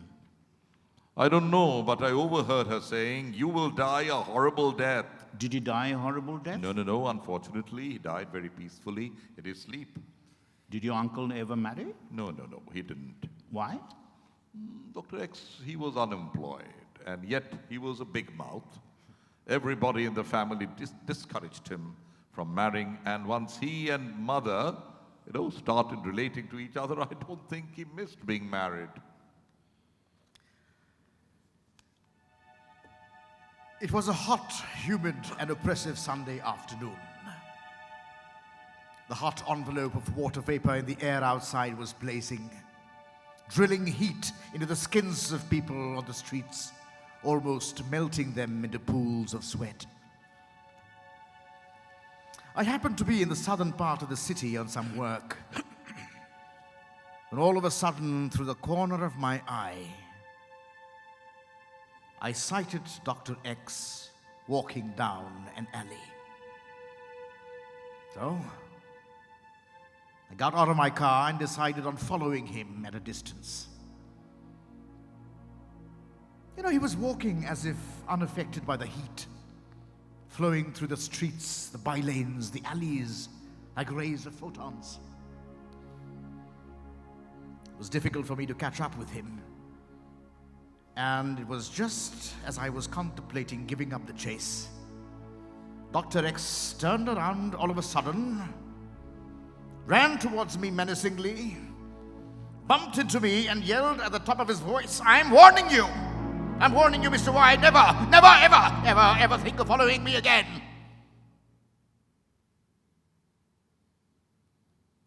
And then he suddenly calmed down. I was dumbstruck by Dr. X's reactions. All the more when moments later he took my hand and invited me for some conversation by the side of a lake. Meanwhile, dark clouds had gathered in the sky. A cold shaft of the northwesterly wind was rising, and a spell of rain was imminent. We walked down the avenues, the main roads and the bylanes, and soon we reached the lake, where we took our seats yet again on yet another waterfront bench. There were old people walking. Young muscular boys were practicing rowing. 2 middle-aged men fishing. Lovers everywhere, snugged, parked on benches like us. It started raining midway through our conversation. Mr. Y, You think your father was a womanizer like you and making the best use of his time while he was on his official trips? Well, I presume so. Mr. Y, you have a one-track mind. You just cannot think of anything other than women. Your father had a lot of talent for photography. Wherever he went, he maintained a photo album of the place. If his official trip required him to stay for 2 days at a place, he would stay there for 2 extra days to roam around the place, to see it and its people, its culture. He had a great anthropological interest about various places. He would take snapshots, get them developed, and sequentially keep them in an album for him to go through later on. He did not share the albums with anybody other than your mother. Dr. X, I'm surprised by your knowledge about my father's talent. But I haven't seen those albums. Although I wish I had seen them. I do not even know where he kept them in the house. I'm also not sure, if he did vanish, whether he vanished with these albums. By the way, what was my mother's reaction to these photographs? Well, she was cold to start with. She did not care too much, but she appreciated a few photographs, like the photographs of the Dutch fort in Cochin and the ship standing in an intricate maze in the Cochin port, making strange patterns in the water. She loved these photographs of River Ganga, taken at Hardwar and at Benares. Sometimes I do not understand why she fell for your uncle. Well, it was music, really. My uncle had a very good ear for music. He appreciated my mother. In fact, he could sing quite well as too. Did they sing duets? Of course. They sang duets when my father was away on official tours. They sang Rabindrasangit all the time. I didn't like that. I was like on the verge of vomiting. But you also loved music, isn't it? Yeah, I did. But that's of a different kind. What kind? I loved, say, rock and roll, rock, jazz, blues, country, and also psychedelic rock. You also loved Mediterranean music, isn't it? Oh, yes, I did, but that was a long time back. Coming to think of it, your father, your mother, and you were all talented in many different ways, but you never collaborated. You never were a support to each other. You are a broken family, although you live together. That's quite true. But I wouldn't say that I was talented enough. Of course you are. Some of the poems that you wrote were very good. Well, come of it, the ones that were good were possibly copies of other good poems. You are being modest, Mr. Y. No, not at all. Sometimes I ponder why families do break up. It's so sad in the long run. Dr. X, happy families are very rare to find. Increasingly, these days, families are becoming unhappier. You are an unhappy son, isn't it? No, not really. Sometimes I was happy in my own way. Like? Like I had magical escapes. I loved the cinema. I would bunk classes and go for movies. I cared little about the quality of the movies that I watched. It's the movie hall where I could be alone in the darkness that attracted me the most. The relationship between the moving images on the screen and my mind was something I could never fathom. But it was a relationship of extreme attraction, whereby my entire body and soul were pulled repeatedly inside the various kinds of movie halls where I felt calmed and rested. A few days after our meeting at the lake, I met Dr. X again at a coffee shop. Needless to mention, we had a few cups of black coffee and, 2 chicken cutlets each. And initially, we discussed the few finer points of the legal battle between the state government and the State Election Commission in connection with the local panchayat elections and so on and so forth. But later, we changed course and took the following route. Mr. Y, what, according to you, is the most concerning social phenomena occurring as on date? Well, Dr. X, to be essentially factual, I consider there are various concerning phenomena, but to me, the most concerning among them is the explosive use of air conditioning by all and sundry. Really? Mr. Y, what exactly do you mean by the explosive use of air conditioning by all and sundry? You can clearly see that for yourself, Dr. X, that in the last 10, 15 years, the use of air conditioning has nearly increased by 20 to 30 times. It could be even more. Offices are air-conditioned, markets are air-conditioned, homes are air-conditioned, cars are air-conditioned. And we all know that the impact that it causes to the environment apart from the deterioration of your health. Of course, this is happening to limited urban spaces only, but because of the manifold increase, it is creating an adverse impact in an overall sense. I'm told privileged urban folks have started suffering from a deficiency in vitamin D because of acute exposure to air conditioning. An innocent question, Mr. Y. Aren't you exposed to air conditioning? Of course I am.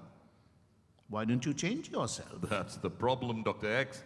We belong to a generation which seems to know everything, but which does not act according to its knowledge, because it is so deeply steeped into the comforts and privileges of the world.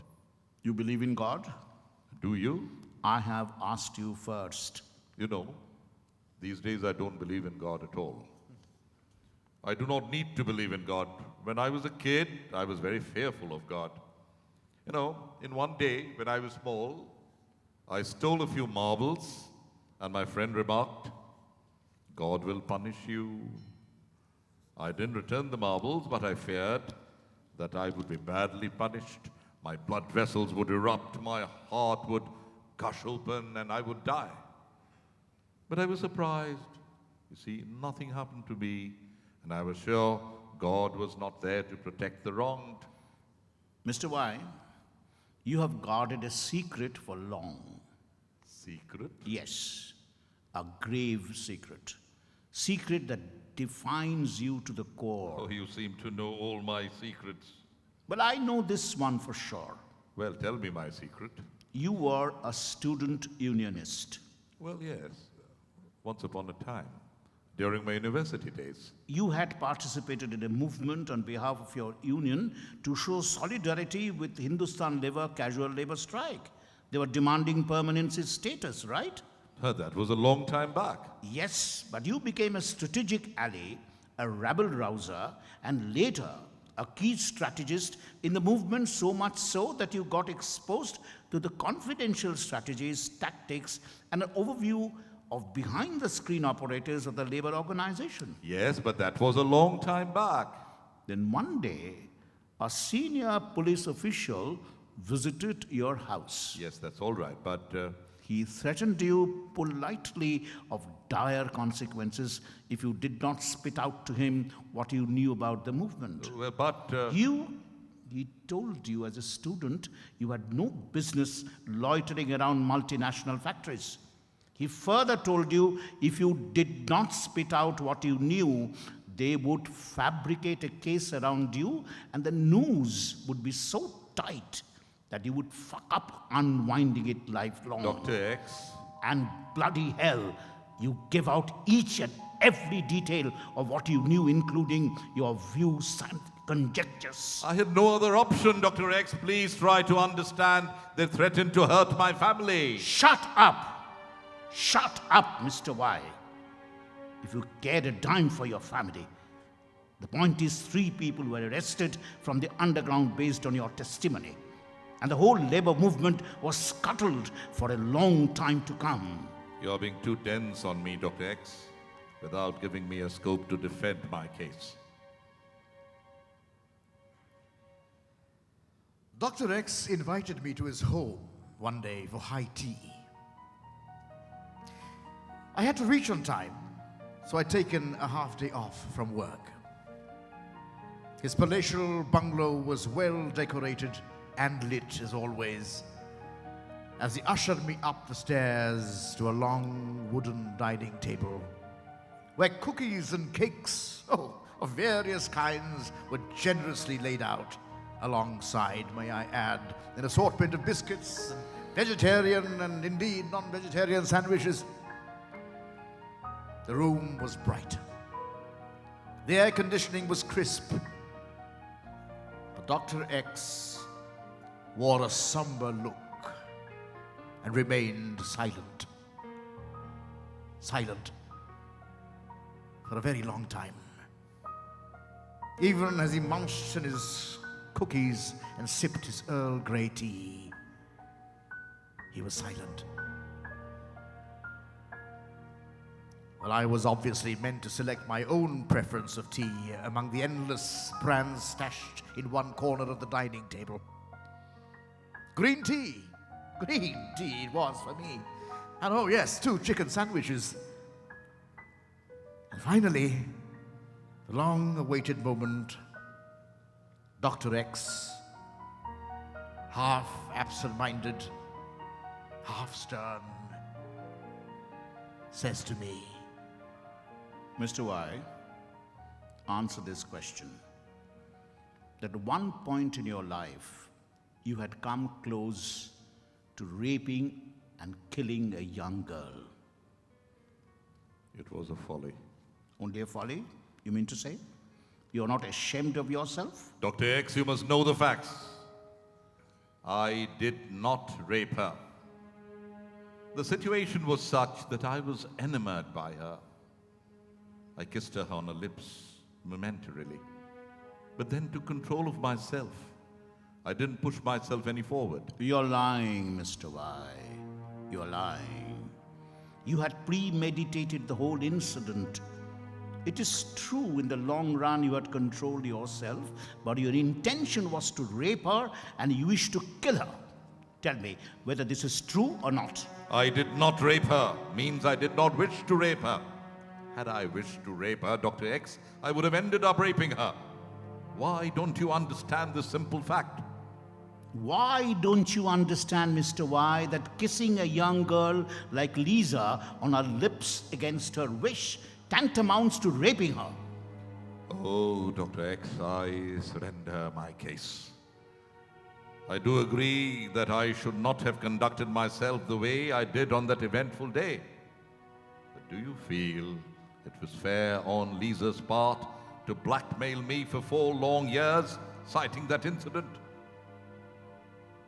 If she had the guts, determination and skill to blackmail me, was she truly as young a child as you are making her to be? Mr. Y, her actions are mutually exclusive from your actions.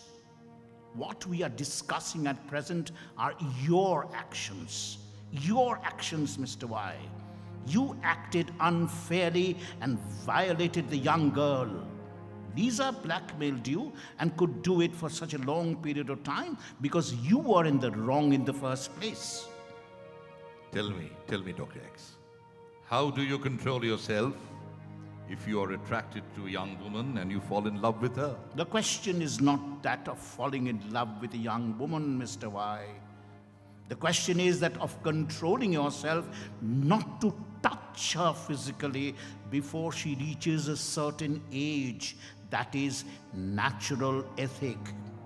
Various nation states have accepted various ages as the age of consent. So, Dr. X, naturally there's a debate surrounding the age of consent. There could be various opinions on this subject. It would be very difficult to arrive at a consensus. The basic point, Mr. Y, as far as you are concerned, is there was no consent from Lisa's side to you. And Lisa was 12 years of age at that point in time, which is far below the lowest age of consent accepted by any nation state. But is 12 years of age a sufficient age to blackmail a man? I will not comment on that. But you must comment on it, Dr. X. While you judge me harshly because of my age, to refuse to look beyond the holy curtain in case of a minor is sad, because you apprehend you may end up with an unpalatable truth. Please stick to your actions, Mr. Y. You are nobody to judge Lisa's actions. I'm certainly not upholding Lisa's blackmailing you, but the simple point is she could not have blackmailed you had you not behaved in a certain manner. Dr. X, it is politically incorrect to attribute criminality to children. What I did was wrong, certainly wrong. But what Lisa did to me in retaliation was wrong as well. Don't you agree? Unless and until both are denounced in the same vein, I believe you are being partial with the truth, Dr. X. I'm surprised, Mr. Y. How can you compare a 12-year-old girl to a 21-year-old man? Tell me, answer me. Who is more powerful? The man or the girl? Of course, the man. So when we have to review the actions of both the person concerned, we have to review it in the light of the power these two individuals had. Of course, Lisa was angry with you. She was revengeful with you. She wanted to square up with you by becoming nasty. What she did, as you say, is criminal. But, Mr. Y, you started the chain of criminality, and you'll have to understand that.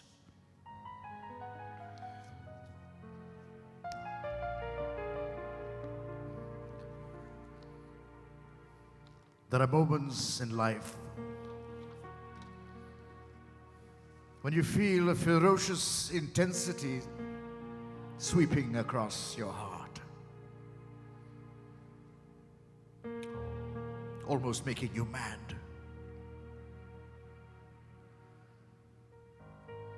You feel dazed, unable to take any action or even decide on the next course of your life. You feel filled to the brim with a sense of emptiness, a meaninglessness, and whatever you may see or feel matters nothing to you. They would add up to nothing. You look at the sky, it means nothing to you. You look at the walls in your house, they mean nothing to you. You look at the faces of people, known, unknown, they mean nothing to you. You look at your work, your hobbies, they mean nothing to you.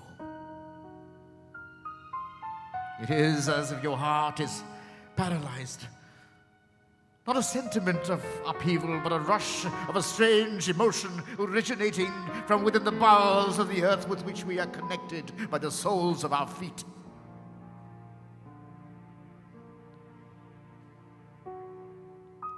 Am I losing myself?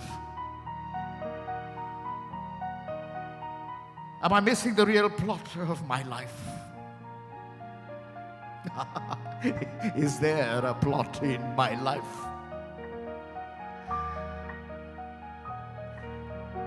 Is my life headed to a direction at all? Is there a pattern to my life? Will I ever be able to understand this pattern? If there at all there is any.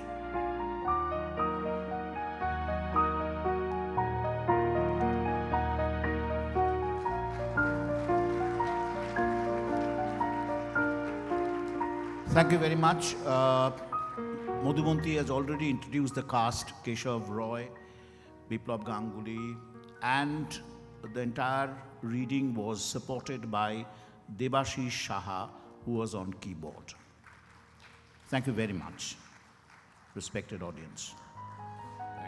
Thank you very much. Thank you so much. And for the formal thanks, may I call upon Swati Chakraborty. Swati, do come here. And once she finishes giving the vote of thanks, I would request Sabarna to do a very interesting thing. He has actually curated today's dinner, and he is going to introduce that. But first, Swati.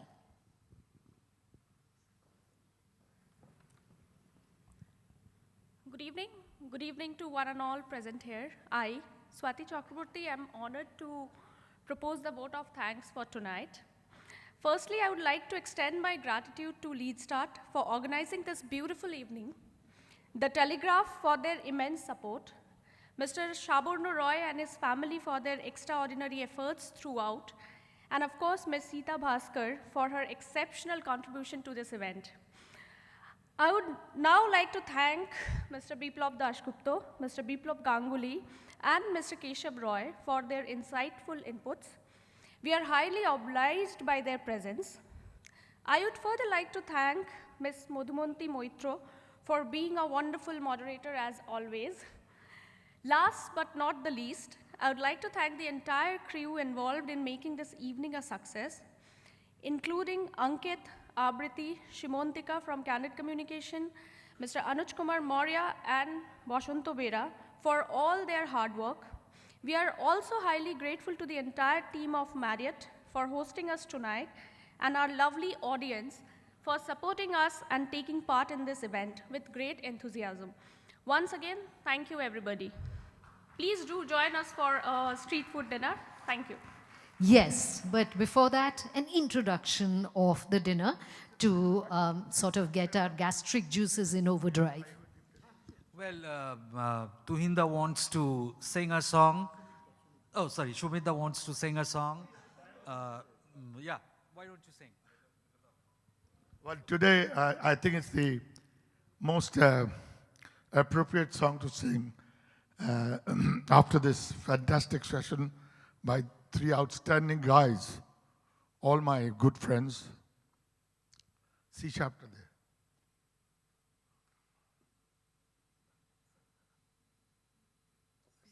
C sharp or G sharp, দুটো word বাস বেগিনটা দিতে পারিস সাথে হ্যাঁ তো আর বলতে হবে না তোকে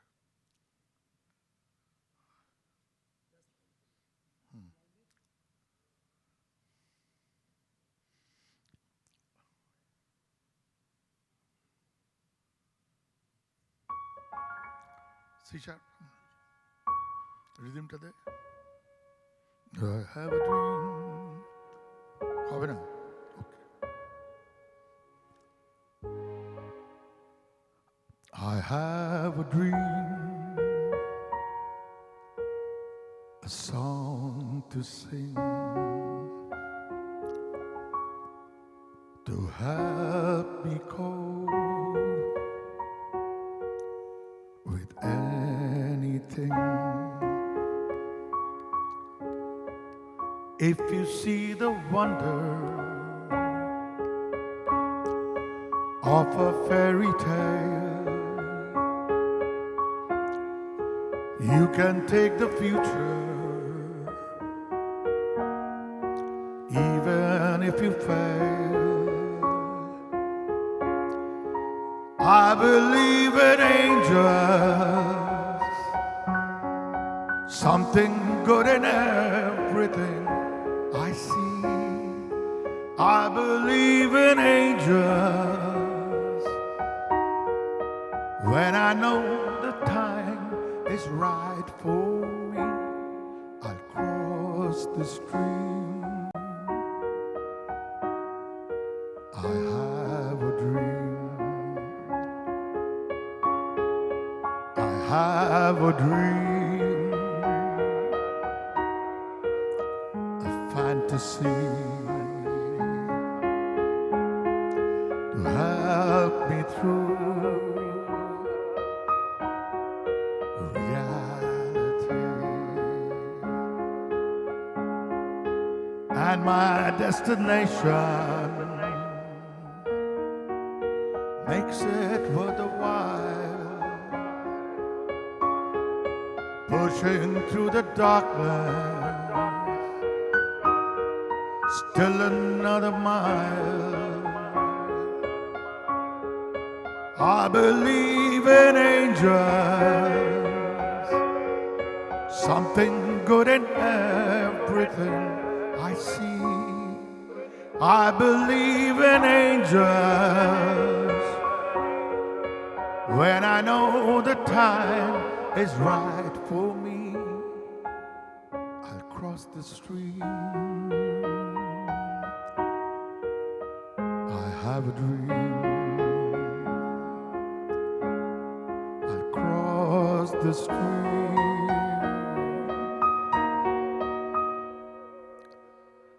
I have a dream.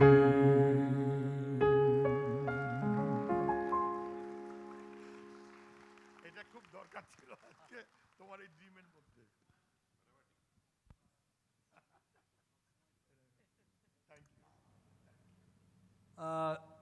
Ladies and gentlemen, now is the real time to have dinner, and before I introduce to the dinner, I must tell you that some of you who come to my events know that we end up with dinner. Now the point is, my mother used to tell me that since this event is dedicated to the loving memories of my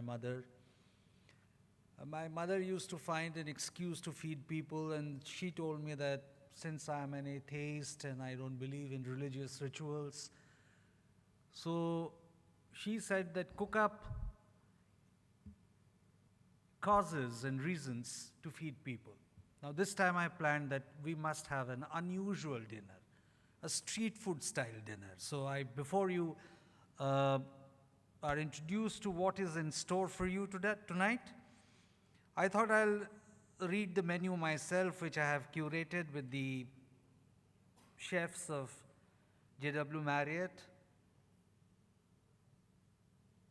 Of course,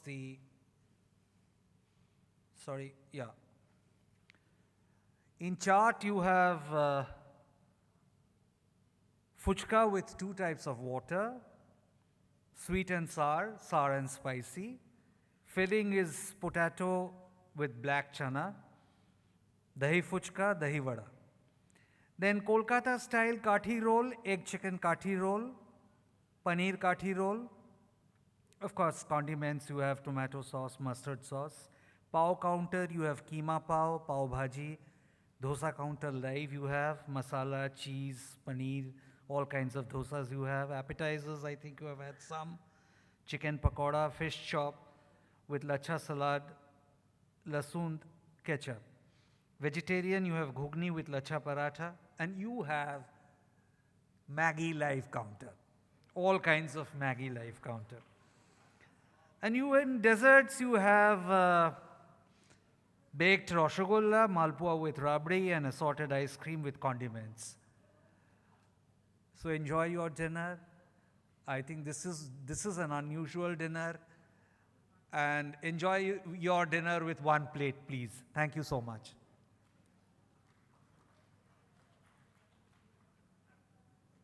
And I must, Shati has given the vote of thanks, but I must thank Swati for organizing everything today, and it was so beautifully organized. Thank you so much.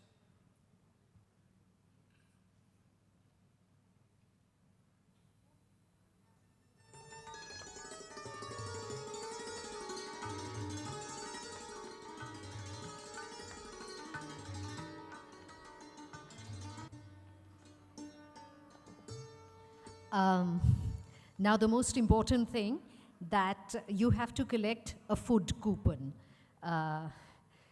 Swati, the food coupon is right outside the gates. Yes. So while on your way out, do collect the food coupons.